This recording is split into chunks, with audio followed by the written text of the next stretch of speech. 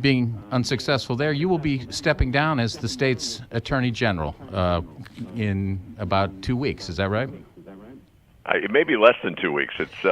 I know that I'm sitting in my office in Jefferson City right now, and I'm surrounded by cardboard boxes, so I know that the time is coming soon. It is the season, isn't it? I asked you to join us. I wanted to talk about your tenure as the Attorney General and your kind of perspective. But first of all, you were the Attorney General for 8 years. Are there certain accomplishments of which you're most proud?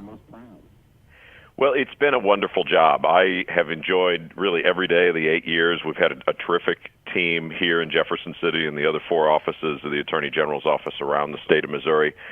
Big things that come to mind. Right when we came in, there was a death penalty case for a highway patrolman in southeast Missouri who had been murdered, essentially assassinated on his front lawn down in Carter County.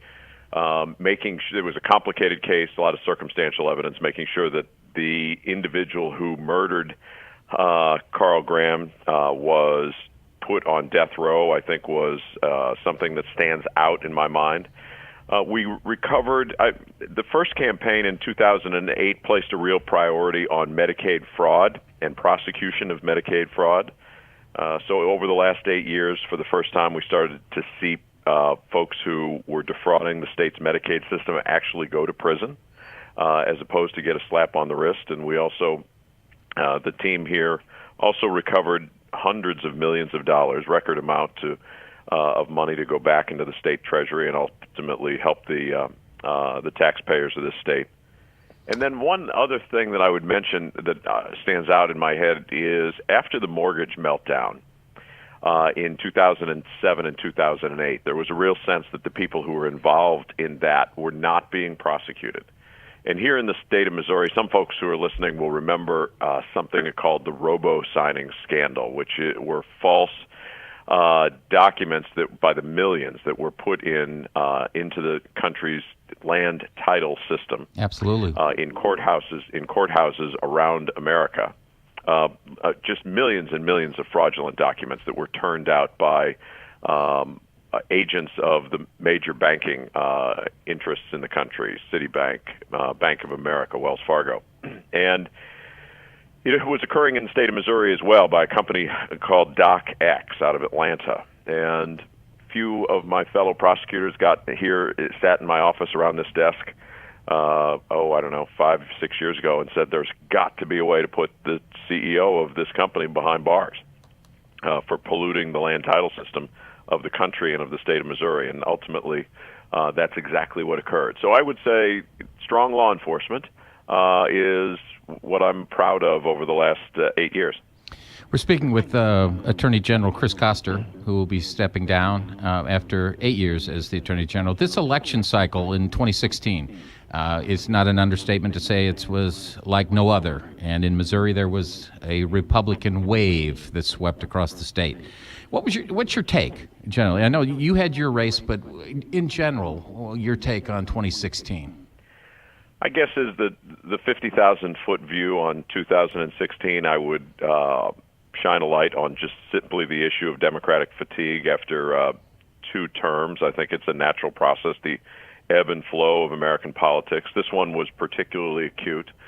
As somebody who comes from more the conservative side of the Democratic Party, I think that one of my concerns is a sense here in Missouri that among a lot of people, particularly outside of the 4 main Democratic counties, St. Louis City, St. Louis County, Boone, and Jackson County over on the western side, in the other 111 counties of the state, there is, I think, a sense among a lot of folks that the Democratic Party is perhaps a bit cosmopolitan, and does not have a message that speaks to those 111 Missouri counties.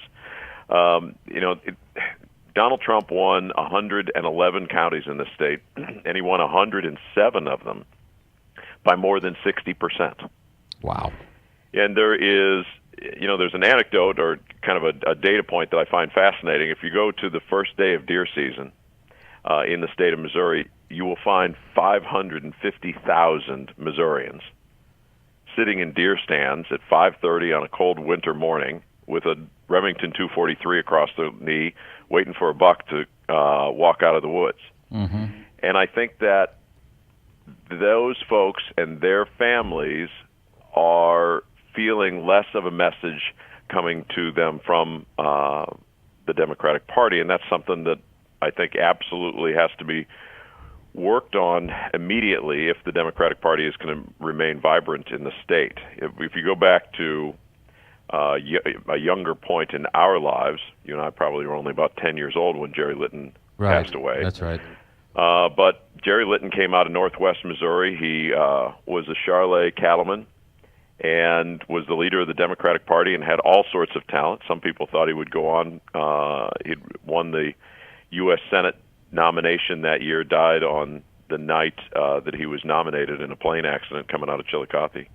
But it was a time when you could be both a leader in the Democratic Party and a member of the Missouri Cattlemen's Association. Yep. And we need more folks who hold both membership cards in Missouri these days. Absolutely. And you know, what we have now is Republicans have both a majority in the legislature, their candidate in the governor's office, but even so, there are real problems facing the state that they're going to have to address. And I'd be interested in your thoughts. What are some of the most pressing problems that are going to require immediate attention? Well, the longest-term challenge, I think, for the executive branch and the government as a whole is simply the two visions or the two understandings of whether of how Missouri funding is going and how is the state budget operating. I think that there's a lot of objective evidence that this state has gone through really substantial budget cuts over the last 15 years, really since 9/11 and the recession that followed 9/11 15 years ago now. You've seen higher education cut by about 40%. You've seen K-12 cut by 25%. There are 45 grade schools and high schools in the state of Missouri, not in the St. Louis metropolitan area, but around the state, 45 schools that only attend classes 4 days a week because they can't afford to go keep the doors open 5 days a week. You've got a road budget that has roads crumbling beneath our feet, beneath our tires in this state, and trying to find a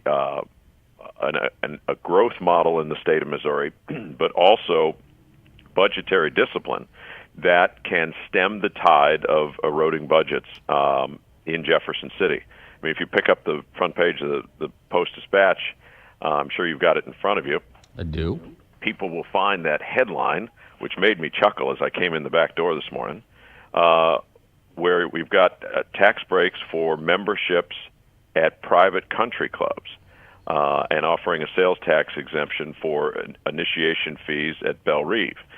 I mean, that is probably, not the first step that you would want to take in a difficult budget time. No. In Jefferson City. No, absolutely not.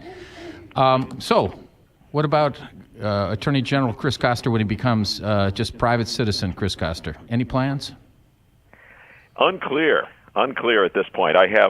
People have been very kind. I have, a few opportunities that are in front of me, and so I think I'm going to come back to St. Louis, and live either in the city or the county. I like the Central West End very much, and I have a few law opportunities in front of me, and one in the private business world, and I'm going to take a few weeks and try and make a decision in January. And once this place is closed up and handed over to the incoming Attorney General, Josh Hawley, I'm going to hope to get maybe a week of skiing in, too. There you go. Attorney General Chris Koster, he is stepping down after 8 years in the office. Chris, I want to thank you for your service, for many years of public service, and wish you all the best in your future endeavors. Thanks so much, Jay. I appreciate your friendship. You bet. It is 7:30, KTRS.